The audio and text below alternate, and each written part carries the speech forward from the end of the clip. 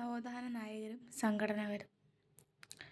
സമത്വ സമാജം 1836 വൈകുണ്ഠ സ്വാമികളാണ് സ്ഥാപിക്കുന്നത്. SNDP അഥവാ ശ്രീനാരായണ ധർമ്മ പരിപാലന സംഘം 1903 ശ്രീനാരായണ ഗുരുവാണ് സ്ഥാപിച്ചത്. മുൻകാലത്തെ വാവൂട്ടി യോഗം എന്ന് പറയുന്ന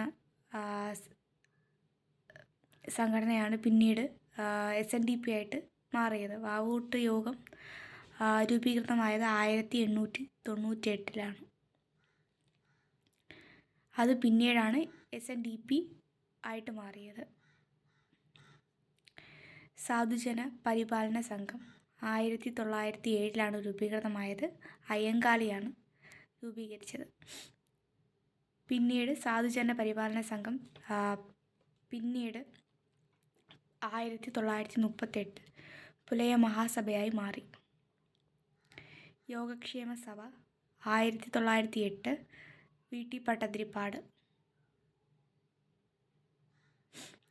പ്രത്യക്ഷരക്ഷാ ദേവസഭ 1909 പൊയ്കേലി യോഹന്നാനാണ് രൂപീകരിച്ചത്.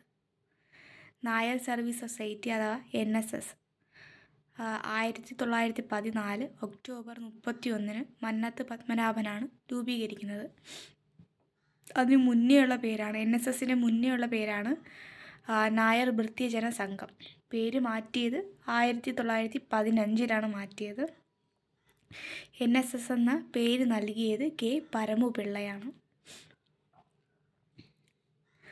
ആത്മവിദ്യാസംഘം 1917 വാഗ്ഭടാനന്ദനാണ് രൂപീകരിക്കുന്നത്. സഹോദര സംഘം സഹോദരൻ അയ്യപ്പനാണ് രൂപീകരിക്കുന്നത്. ഇസ്ലാം ധർമ്മ പരിപാലന സംഘം രൂപീകരിക്കുന്നത് വക്കം അബ്ദുൽ ഖാദർ മൗലവി. ആനന്ദ മഹാസഭ രൂപീകരിക്കുന്നത് ബ്രഹ്മാനന്ദ ശിവയോഗി.